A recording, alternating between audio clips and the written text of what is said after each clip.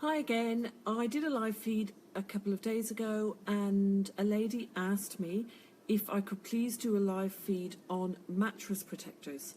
I'm not really sure why, because I do live feeds on mattress protectors and I talk about mattress protectors all the time. So I'm not 100% sure what she wanted me to explain, but I thought I'd quickly do a feed and explain. Bambi is the brand of mattress protector that I recommend. So I recommend a Bambi mattress protector, and I recommend the 100% cotton one.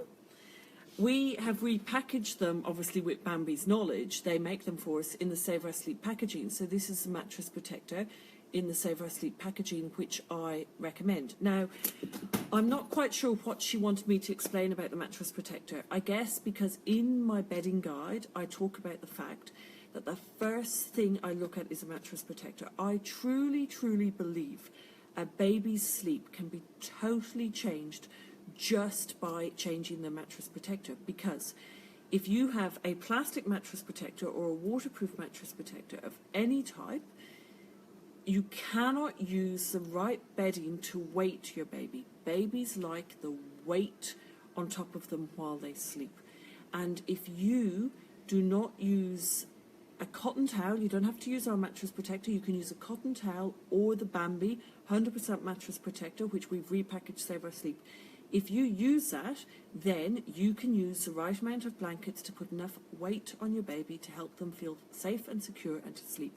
We don't know if it's the warmth of the bedding or the weight of the bedding that makes them sleep. In the past, I used to think it was the warmth, but over the last few years, people have talked a lot about putting weighted blankets on babies or on children and adults to help them sleep. So when I hear about people talking about weighted blankets helping children sleep, then I think, oh, maybe that's why the bedding guide works so well, because the weight of the blankets rather than the warmth of the blankets. So this lady asked me if I can please explain my mattress protectors. Now, I'm not quite sure what point she wanted me to explain. Hopefully she's on and she can ask the question now while I'm talking.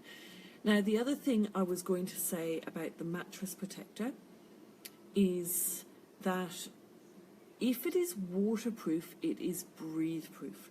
We get lots of people contact us and say, I bought your mattress protector, but it's not waterproof. Why would I use a mattress protector that's not waterproof?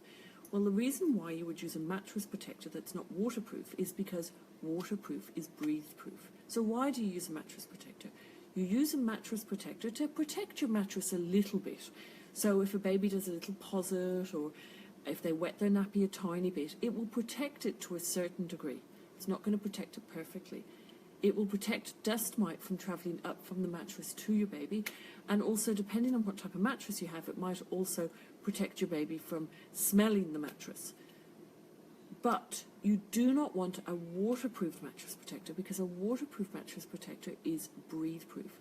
When I say breathe-proof and waterproof, I mean if your baby was to roll over to their tummy and breathe in and out on a mattress protector that was waterproof or plastic or, whatever that type of mattress protector you choose to have, they will breathe in and out the same air. We know that some babies don't realize when they're not getting enough oxygen.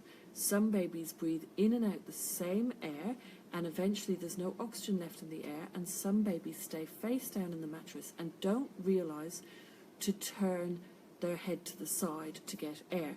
Now, if you were to Google carbon dioxide poisoning babies, SIDS and rats, you might be able to find this. I have Googled that before and found this, where they've done experiments with either mice or rats in labs, where they have put them into a fish tank and they have reduced, I know it's awful to animal test, etc., but I'm not doing it, this has already been done, and I heard about it at a SIDS conference, where they have lowered the amount of oxygen these rats and mice are getting, and they've increased the carbon dioxide. Now, some of these rats, they worked out that some babies have got a problem with their ear. Some children, now don't quote me exactly on this, but in Scotland, when a baby has died of cot death or SIDS, they're able to go back and look at the whole record of the baby.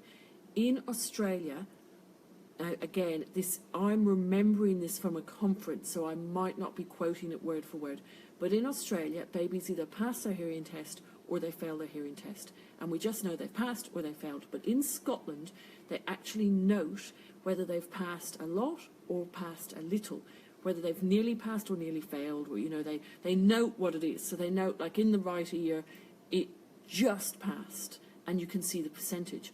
They looked at some results from some autopsies from babies who had passed away from cot death and SIDS, and they found that these babies in Scotland who'd passed away had all just passed their hearing test, and they looked at the numbers. It led some SIDS researchers to believe that maybe there's a connection between hearing and the brain and all, I'm not going to go into all the scientific words, but in the brain and the hearing and all those bits that line up and connect and how the brain connects, and they believed that maybe the damaged ear, the damaged hearing was connected to these babies passing from SIDS.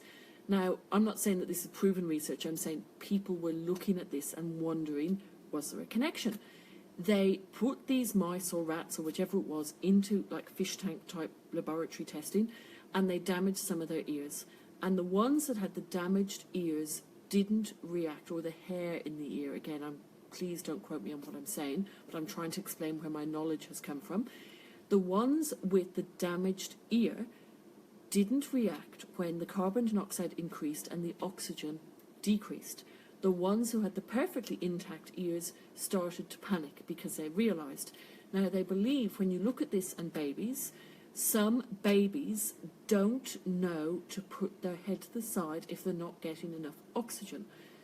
That is why it is so important that you use cotton, bamboo, and cotton mattress protectors. If you use a waterproof mattress protector, it is breathe-proof. And we don't know which these babies are who don't know to turn their head. Now, that isn't the only reason babies pass away from SIDS and SUDI, and formerly known, SIDS was known as cot death. But they think it could be one reason, which is called SUDI, because it's a rebreathing accident rather than SIDS. So this is why the mattress protector advice is so important. One, my mattress protector keeps the baby at the right temperature, they don't sweat, and you can use enough bedding to keep them safely sleeping on their back. Two, the baby's warm enough and they don't roll to their tummy, so they're not going to rebreathe in the same air. And if they do roll to their tummy, they are not going to have an accident because it's plastic and they're not getting enough air. So I'm not quite sure what the lady wanted me to explain about my mattress protector, but I hope that covers it. It's a Bambi mattress protector. There's something magic about it. I've tested every mattress protector I can find on the market that's cotton, and they make babies sweat. For some reason, Bambi have the magic formula which babies don't sweat when they're using the Bambi mattress protector. Now, I'm just going to look and see, there was a couple of questions on this feed. I'm just going to look and see what those questions were. And, oh, I didn't mean it to. It's now talking back to me. I'm just going to go back and have a look and see what people have said. Alexandra says, I need some advice on nighttime wet nappies. My 4-month-old is an amazing sleeper, but the only thing is they wake leaking. Okay, the only nappies I have ever used on my children and use in my sleep clinic are Pampers.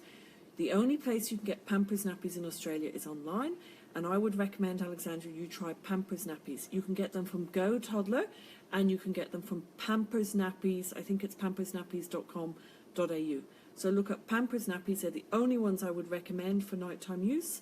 I have never found any other nappy to work in the sleep clinic and work as well. So, and I've never used any other nappies with my children. Would also like to talk about 4-month sleep regression. Well, 4-month sleep regression, I don't really believe exists. 4-month sleep regression is only in babies who haven't learnt to sleep or who aren't on solids at 16 weeks.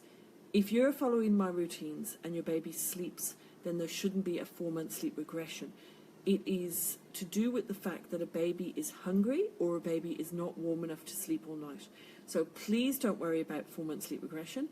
If you are following my routine, feeding your baby enough solids, so at 4 months, at 16 weeks I start solids, at 4 months your baby should be on, well, about 18, 19 weeks your baby should be on 3 meals a day, and then you won't have 4-month sleep regression. If you are having 4-month sleep regression, then there is a problem. Either your baby is hungry, or your baby is cold, or your baby hasn't learned to self-settle. So our online advice area can help you with that, Alexandra. Rebecca says, hi Tizzie, I just want to let you know, after watching your live feeds the other day, I tried cocooning my 7.5-month-old girl last night. And for the first time, I went in this morning at 7 a.m. and found her still under the covers on her back. Rebecca, that is so fantastic. I am so happy to hear that. I get more excited about the fact that you said on her back than you said waking her at 7 a.m. On her back is fantastic. I'm so happy to hear that. Robert says, can you elaborate on sleep cycles? Okay, so Robert, it's in the book, Save Our Sleep.